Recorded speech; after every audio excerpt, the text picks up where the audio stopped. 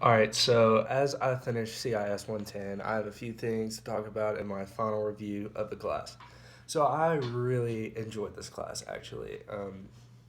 It helped me a lot. It actually benefited me, and I'm going to tell you a little bit why. So, my favorite part about the class actually was I liked the speeches.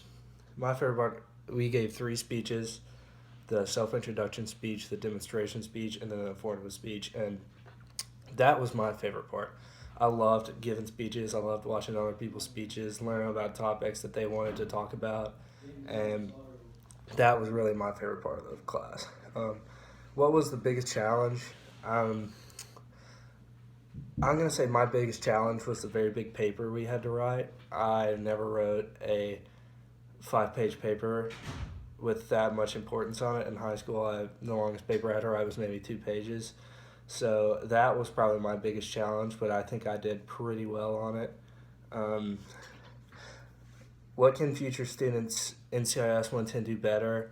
Um, what I could have done better is put a little more time into it. You gotta go to class, and you gotta work hard. You gotta write the speeches more than one day before. You gotta prepare. You gotta go to presentation U, and I did a little bit of that, but I could have done it more. And finally, the biggest lessons I took away were my public speaking.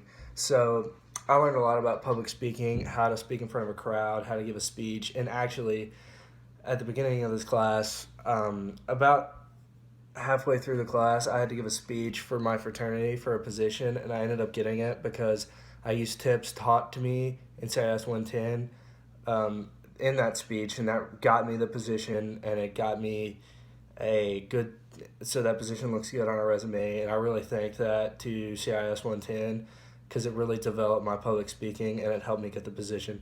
So I really liked CIS 110. I look forward to 111, and it was just great.